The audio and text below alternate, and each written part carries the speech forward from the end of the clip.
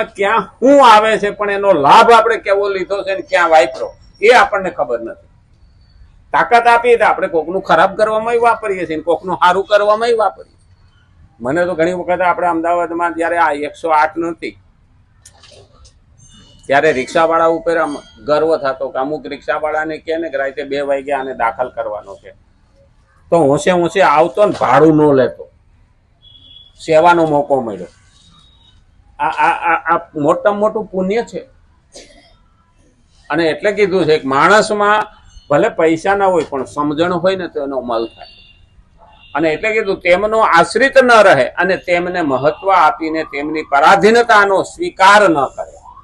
હા, બધા વિના હાલશે, ફાવશે, ચાલશે, ગમશે, નભશે, બધા વિના હાલ. આપણે જયારે સૂર્ય તપતો હતો જોવાની હતી ત્યારે આપણને કે આપણે એમ કહીએ ને કે આના વિના નહીં હાલે, પણ અત્યારે આપણે શીખી લેવું પડે કે ચાલશે. હા, પદાર્થોને મહત્વ આપવું એ મહાન ભૂલ છે. કોઈ પણ પદાર્થ એટલે વસ્તુ એને મહત્વ આપવું ને મોટામાં મોટી ભૂલ છે.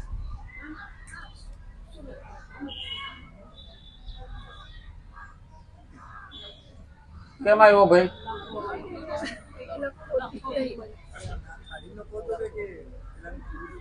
લખોટા જેવો તું છો તો લખોટી કેમ લેવા આવ્યો?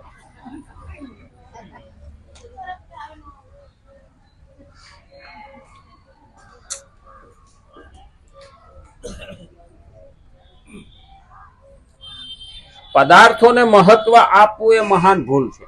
પદાર્થોને મહત્વ આપીએ ને એને કરતા પ્રભુને મહત્વ આપે. પદાર્થો તો આવવાના છે, મહેનત કરશું એટલે. રાક્ષસોએ શું કર્યું?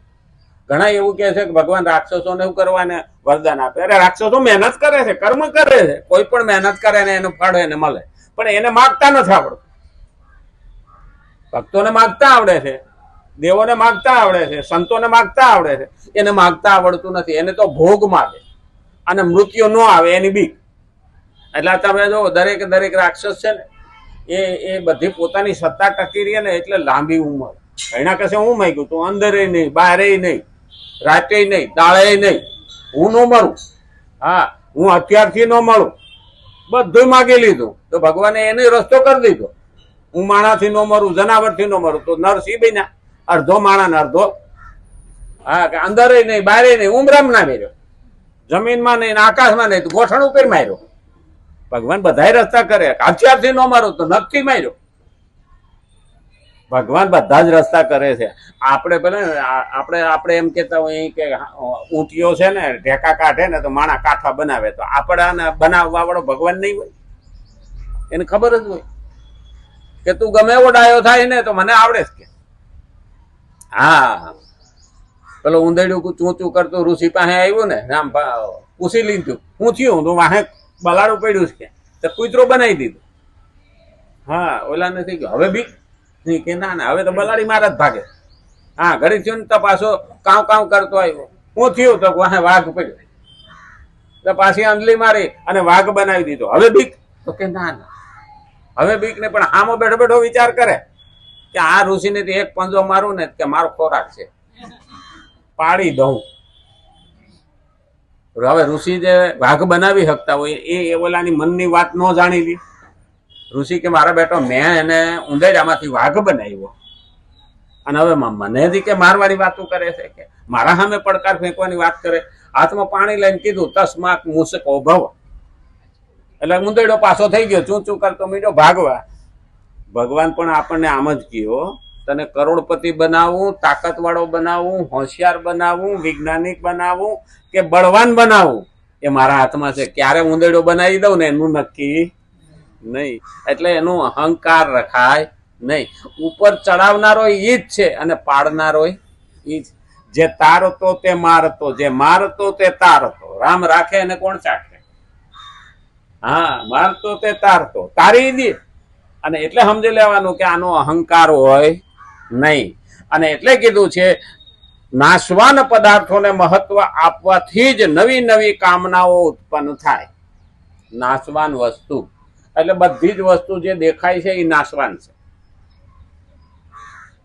બાઇક લાવો, 4 વ્હીલ લાવો, ફ્રીજ લાવો, એસી લાવો, એ બધી વસ્તુ નાશવાન છે. શા માટે? કાયમી રહેવાની નથી. ધીમે ધીમે ધીમે ધીમે ખતમ થતી જાય. નાશવાન વસ્તુ બધી, આ શરીરથી માંડીને બધી જ વસ્તુ નાશવાન છે. આ શરીર પણ નાશવાન છે. નહીતર જૈનમાંથી વેટેકના હતા, આવડા થયા અને એમાંથી આપણું શરીર ઘટવા માંડ્યું. ચામડીમાં કરચલી પડે ને એટલે આપણે ખુદ માની લઈએ છીએ કે હવે હું વૃદ્ધાવસ્થા તરફ જાઉં છું, અથવા તો બુઢો થઈ ગયો. આમ તો વૃદ્ધ થવું સારું, હો, ઘરડો થવું નહીં સારું. એમાંય પાછું છે ને વૃદ્ધ થવું સારું. એમાં વધી ગયેલો હોય જ્ઞાનથી, અનુભવથી, હા, અને વાણીથી વધી ગયેલો હોય, અને ઘરડો બધી રીતે ઘહાઈ ગયેલો હોય. 60 વર્ષે પૂગે તો બુદ્ધિ નાખી, એ ઘરડો કહેવાય.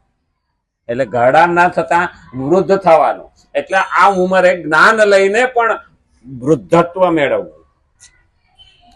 માણસ બુદ્ધિથી, મનથી યુવાન પણ રહી શકે ને વૃદ્ધ પણ બની શકે. હા, યુવાન પણ રહી શકે, છોકરું થઈ શકે. પેલા બાદશાહે બિરબલને કહ્યું હતું, જા 12 વર્ષનો બુઢો અને 60 વર્ષનો છોકરો લઈ આવી રાખે. તો પેલા એના 9 રત્નમાં હતા ને, પેલા 8 રત્ન વાળા બધા દાંત કાઢવા માંડ્યા કે હવે બિરબલ ભરાઈ ગયો, હવે હું કરી શકીએ. હા, ભરી સભામાં બધા એકબીજાને કાન પૂછવા માંડ્યા કે હવે બિરબલ ભરાઈ ગયો, હવે બિરબલને રસ્તો મળશે નહીં. ને ઓલા કે આપણો વારો આવશે હવે બાદશાહ પાસે. એટલે બિરબલ ગયો અને એક છોકરો 12 વર્ષનો ભાગવત વાંચતો હતો.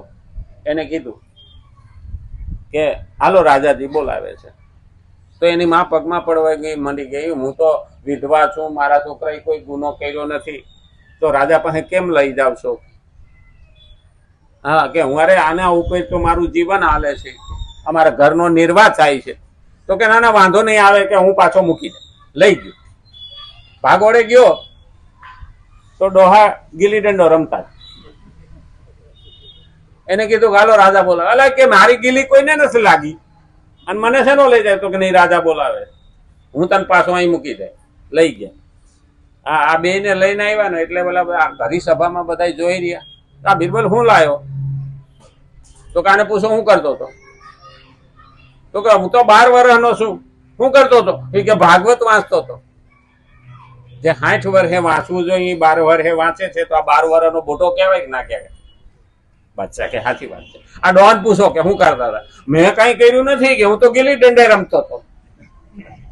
એ કે 60 વર્ષે ગીલી દંડે રમે એને શું કહેવાય? છોકરા જ કહેવાય, છોકરું જ કહેવાય. જે ઉંમરે જે શોભે એ કરાય, ઓલું કરાય નહીં. એટલે આપણે વૃદ્ધ છીએ, વધી ગયેલા છીએ. કોકને સલાહ આપી શકીએ ને કોકને હિંમત આપી શકીએ. કોઈને પાડવાની વાતો આવે નહીં. અને એટલે કીધું છે નવી નવી કામનાઓ ઉત્પન્ન થાય છે. કામના સઘળા પાપ, તાપ, દુઃખ, અનર્થ અને નરકો વગેરેની જળ છે. જો અહીંયા પણ એ જ પોઈન્ટ આવ્યો. કામના ઉત્પન્ન થવાથી, કામના છે ને એ સઘળા પાપ. કામના એટલે ઈચ્છા. ઈચ્છા ક્યાં? ઈચ્છાની અંદર લોભ ભળે. હવે લોભ પ્રમાણે ન મળે તો ક્રોધ ઉત્પન્ન થાય, વાસના ઉત્પન્ન થાય, કેટલું બધું અંદર વાહે આવે, આખું કુટુંબ આવે. એટલે કીધું છે સઘળા પાપ, કામના થી સઘળા પાપ, તાપ, દુઃખ, અનર્થ અને નરક. આ નરક એ જ કરાવે, બાકી કરાવે નહીં. વગેરેની જળ છે. કામનાથી પદાર્થો મળતા નથી અને પ્રારબ્ધ વસાત મળી પણ જાય તો ટકતા નથી. કામનાથી એટલે ઈચ્છાથી પદાર્થો મળતા નથી. એટલે માણસ શું કરે? Buy, borrow and steal. અંગ્રેજીમાં એની કહેવત છે, બાય એટલે કમાઈને લે, બોરો એટલે માગીને લે, અને સ્ટીલ એટલે લૂંટીને લે. હવે કાં તો લૂંટે, કાં તો માગે, અને કાં તો કમાય. હવે કમાવાની તેવડ ન હોય એ માગે, અને બેમાંથી એકેય ના હોય એટલે થોડી બળ વધે તો લૂંટે, પણ રે નહીં, ટકે નહીં. લૂંટેલું ધન ટકતું નથી. અને ખરેખર તો જોવા જઈએ ને એ આસુરી લક્ષ્મી છે.